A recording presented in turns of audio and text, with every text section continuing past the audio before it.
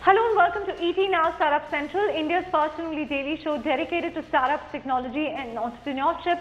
The big headline this evening is obviously the GST because the final rates for slabs across services are out. It's obviously going to be a multi-slab structure, and for e-commerce in particular, the highlight is going to be the 1% tax collected at source that e-commerce companies have to deduct from sellers and then deposit to the government. This is a move that they have been resisting simply because it will become very cumbersome, in fact a nightmare, because they have tens of thousands of sellers on their platform.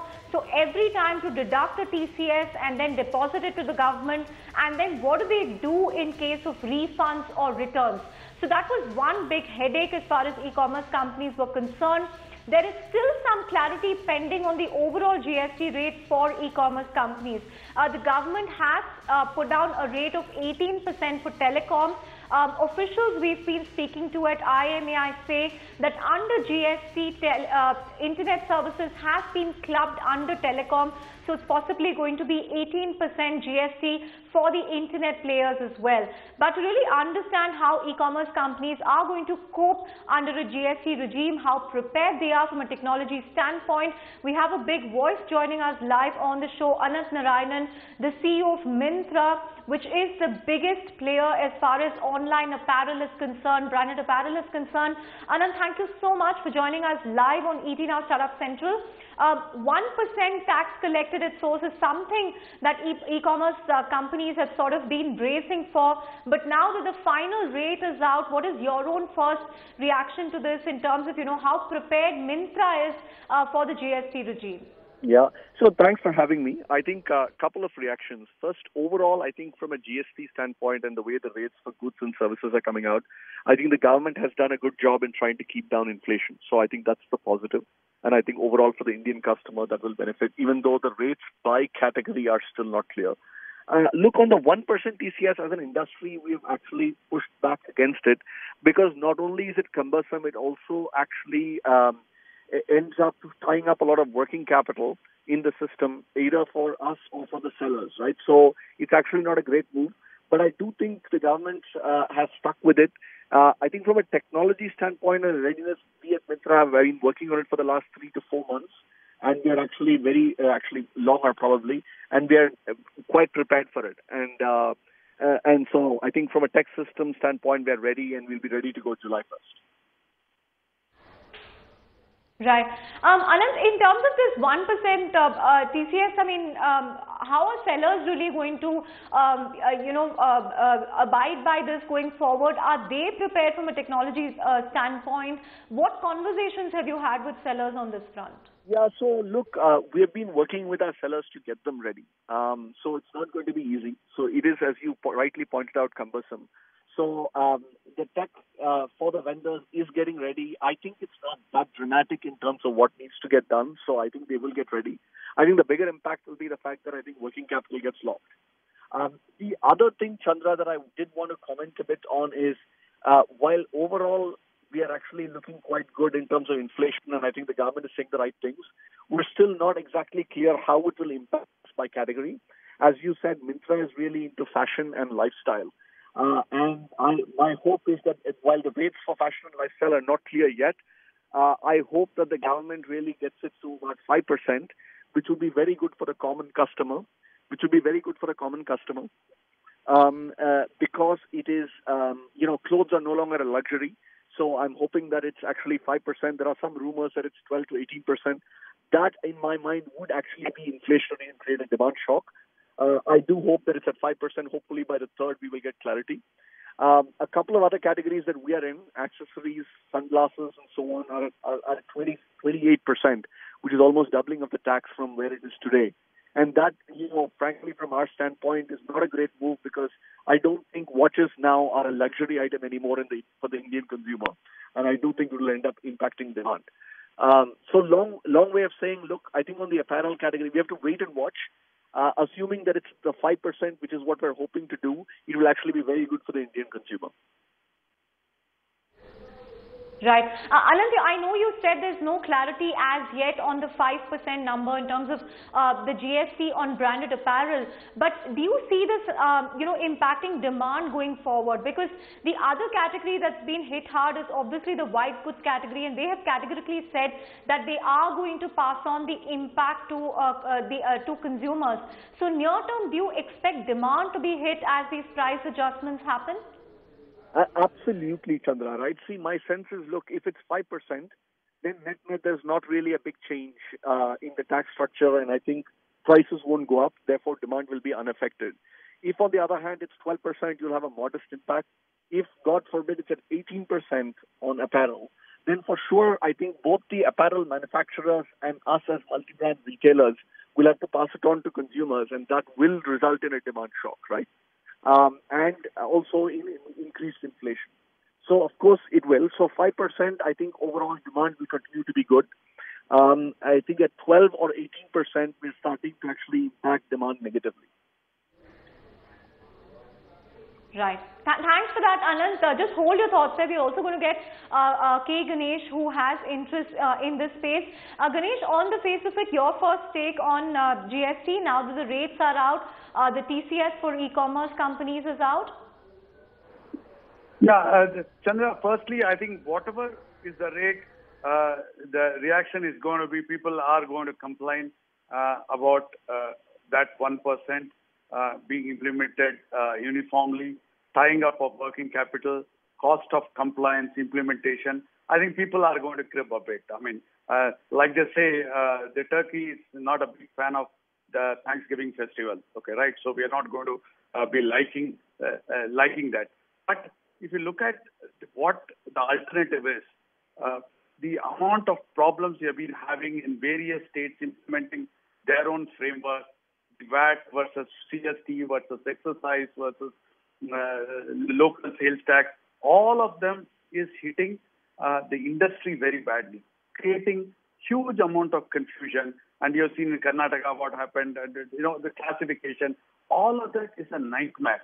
Now, you can't have an industry which is growing so fast, which is expected to hit $20 billion kind of size, grappling with all of that stuff. Having a simple, straight GST is fine. And I think that 1%, despite what Anand said about locking about working capital, a clean structure will help everybody. Of course, the small seller who currently comes under less than 10 lakh or 5 lakh of turnover, who's not registered for VAT, this is a pain for him. But look at it, the overall structure. This is something which is very, very strong. Secondly, when we look at from like big basket kind of models, we have warehouses. We have to artificially set up additional warehouses in each state. If you take NCR region, for example, you need in Delhi, you need in Gurgaon for Haryana, you need in Noida for Uttar Pradesh. All of that are artificial ways of doing business and warehousing challenges, delivery challenges, logistic challenges happening because of non-uniformity. One clean, clear-cut GST is extremely welcome from everybody. The last point is, obviously, the numbers, we still don't know what the exact numbers are. Therefore, based on the actual number, actual tax rate, you will have certain prices going up, certain prices actually coming down. We are yet to see the fine print for each of the category to really be able to comment on it. On that, I agree with Anand in terms of there needs to be a wait. But overall, great development, much needed for the industry. Right. Thanks, Ganesh. Just hold your thoughts there. Anand, I do have confirmation from my colleague that for branded garments, it's going to be 18% GST. That would be a big blow, right? Because I think the industry was pushing for 5%. Yes, I think, I also checked in. My sense is I think actually that we still have to wait till the 3rd, Chandra, to come back. Because I think the fine print on how it's actually going to be categorized, whether it's really 18% uniformly, whether there are segments, etc., have not been clarified. So I would rather wait till the 3rd before I speculate. But as I told you earlier, I think the 5% would actually be very good for the Indian consumer because I think it will spur more demand. 12 and 18% will actually lead to increased prices. But let's just wait and see and not speculate. I think 3rd is when the final one comes out, including whether it's going to be segmented or not. I think the second comment I wanted to add is I agree with Ganesh. I think overall, if I look at GST, of course, it's helpful. I just think that the transition and making sure that by sector we look at it and make sure that it's not inflationary overall, and how we actually handle the transition and the implementation are important. I think most of us, at least in the e-com space, are preparing for it, but I think it's the entire ecosystem play has to work, right? So I think the transition needs to be handled carefully. Sure. Okay, Anand, we will wait for more clarity, till the 3rd, till you get the breakup. But broadly, I guess anything above 5% is certainly going to be negative for this category because, as Anand said, it will have an inflationary impact. Ganesh, coming back to you, any other adjustments that need to be made considering this has been in the works for a long time? Are companies prepared from a technology point of view, the technology backbone as far as GST is concerned? Yeah, I think technology people have been preparing technology, and the way it has happened with demonetization, use of digital currency, use of credit cards and online payments, I think the whole industry will adjust to it, including the smallest sellers. I don't see a challenge there. What really I would like to see is e-commerce sector is here to stay, and one of the pillars of the economy where transaction is going to take place. So I hope the government also recognizes it and does not kill the golden goose by actually having a clean GST, ensuring implementation, tax collection at source, all of that. You can afford to reduce the actual tax rate so that Anand's concern is addressed and the demand doesn't go down, but actual quantum of tax end up being collected by government will substantially increase. All of us are willing to pay. All the effort we put in trying to circumvent the system and handle the system can go in actually paying that particular tax. So it's a government responsibility to keep the tax rate low so that the demand is not affected. But in effect, they will end up collecting actually lot more tax. Okay. More people coming under the tax net will certainly be welcome, but we also have Archit Gupta joining us on the phone line from Bengaluru. He's of course the founder and CEO of ClearTax, a startup that's getting a lot of companies GST ready. They also have a technology platform dedicated to GST. Archit, if you can hear me, you've obviously put in a lot of work to get this ready. How many companies have you managed to onboard so far? Will the July 1st rollout be smooth for all these companies? Are you also working closely with the GST network that's put together the technology infrastructure as far as GST is concerned? Right, Chandra.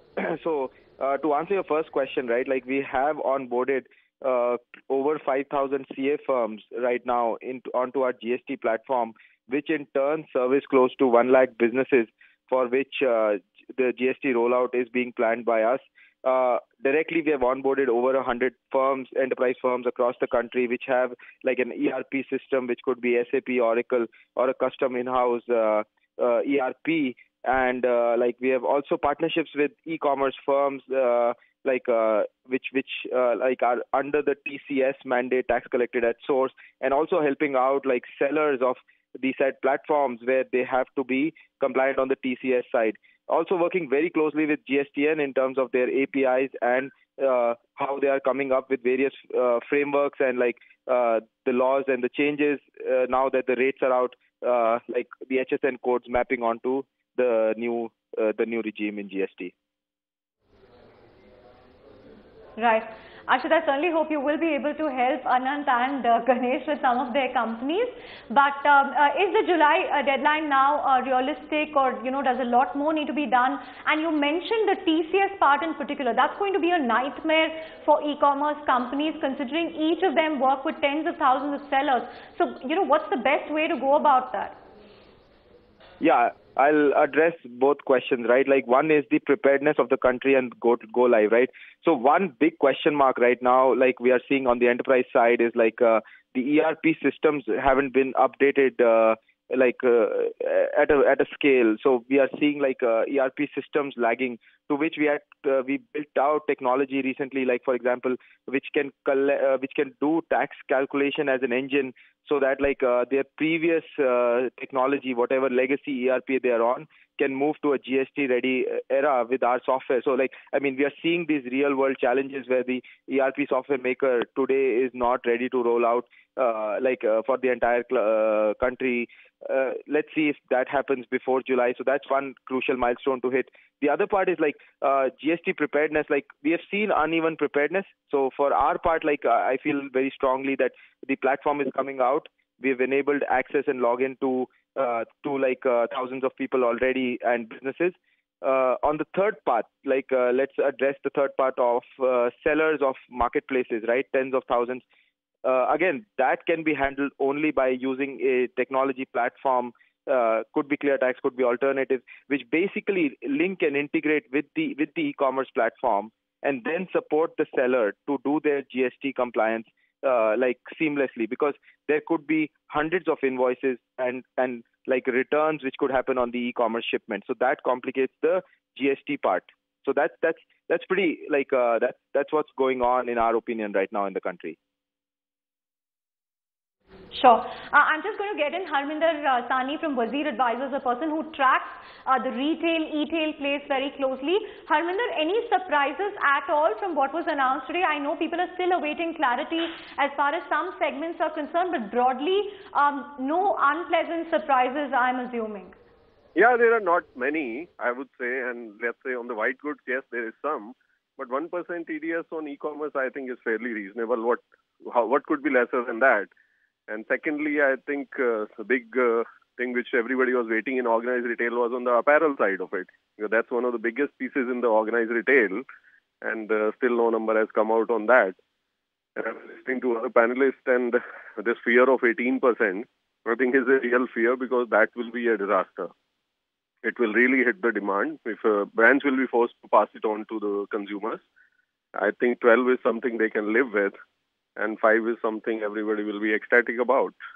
But let's hope it doesn't go all the way to 18. So that's a serious trouble for the industry in terms of demand side, in terms of the inflationary impact on the products. Right. 5% is certainly something Anant will be ecstatic about. I think he's keenly waiting for June 3rd. But Harminder, just a quick follow-up question. In terms of the GST rate for internet companies, that's not been specified separately, but they have said 18% for telecom. And IMAI says that telecom and internet have been clubbed together under GST. So is it fair to assume that 18% will be the rate for internet companies as well? Yeah, I think so. That's the reading so far is, but again, one has to look into the fine print, and which is not available as of now. And I think there will be a lot of clarifications which will be coming through. This whole thing has come only last night. But as of now, I think it's safe to assume that it will be. Right. Just one more question to you, Harminder. In terms of, the working capital for e-commerce companies, internet companies, do you see them sort of spending a lot in compliance in light of this 1%? I think the issue with companies is not how less it is, but, the mechanism in which this is done. So in terms of the effort they need to make, that do you see them spending a lot of energy, a lot of bandwidth there, when perhaps the focus should have been on strategy, especially in a difficult market like this? See, I think there will be effort. Once you are changing tracks as a country. We are changing the track, going from all kinds of, let's say, multiple taxes regime to a single tax regime. So this shift would have taken some amount of effort, energy, changing your ERP system, taxation system, documentation, registration, had to happen. So it's a one-time effort which has to happen, and going beyond that, I think given the technology penetration today in the organized industry at least, I think systems will come in and take over. Recently, there was this thing, Reliance and Tele are coming together to find some solution for GST mapping and GST compliance. I'm sure there's an opportunity for these companies or IT companies to do that. But as business operators, I think most of the people should fall in line in 6 months to an year. Not beyond that. It should be even quicker. But all of us have been wanting GST. All of us have been wanting this thing to happen. Yes, there will be pain in this. Government has chosen not to lose any revenue on it, and somewhere they have tried to make a little bit extra. But I think that's fair game. This whole shift from this kind of multiple taxes to single taxation, how it's going to give impetus to organized industry, is good for all of us. Right, Harminder, just a minute there, because I think K. Ganesh wants to comment on one of the points you made. Ganesh? Yeah, so See, there has been a lot of confusion and difficulty in terms of categorizing goods or services by the industry. How do you treat, for example, digital download of software or e-book, whether it's a good or a service, it's a VAT or a CST. So all of that will go away, and that will actually result in additional tax coming into the hands of the government. So really that 18% is a big scare, okay, right? And 18% of a smaller amount, government will actually end up making less amount of money than 5% of a much larger amount. I'm not saying everything should go to 5, but I think understanding each of the goods or the service, what currently is being paid, thereby increasing the spend so that the actual amount tax collected would be a win-win for everybody, rather than trying to kill it by trying to tax a lot more items at 18%. That is the point I wanted to make in terms of actual tax collection, which can be a win-win rather than one sector being a loser or consumer being a loser and vendor being a loser, and government ends up losing because the actual collection may be lower. Right. Right. We're coming to the end of the show, so I'm going to let Anant have the last word if he's still with us. Anant, almost everyone is in agreement that 18% will be a disaster should that happen. But broadly, apart from that, your own sense of GST and, how it's going to impact Myntra going forward? Yeah, so I think firstly, right, if I take a little bit of a longer term view, which is what I think all of us should, I think GST is one of the best things that's happened to e-commerce, because at some level, I would argue e-commerce, as Ganesh said, is an industry that's here to stay. And it's also one of the few industries where the goods tax and the service tax are roughly equal, because our supply chain costs are quite high. So all of our cost structures will come down with GST, right? So I actually think it's a very good thing. Now, by industry, that's at the e-commerce level.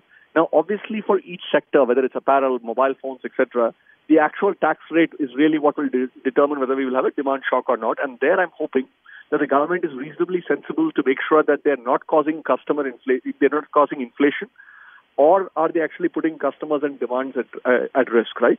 If that happens, I think overall it's a great move. Yes, we will go through some transition pain, but I think all of us are prepared for it. I think the real thing is to make sure that the government really does not create demand shocks and actually makes this a broader tax net than less. Well, overall, very positive development for the industry. Okay. Anant, Ganesh, Harminder and Archit, thank you so much for joining us in this special edition to really discuss the broader impact of GST on e-commerce, on the internet industry. I think Anant summed it up well. Overall, it is a big move, a positive development, as long as the government doesn't do anything to create demand shocks in terms of imposing a steep rate for some categories. But on that note, we come to the end of this edition of ET Now Startup Central. Thanks so much for watching.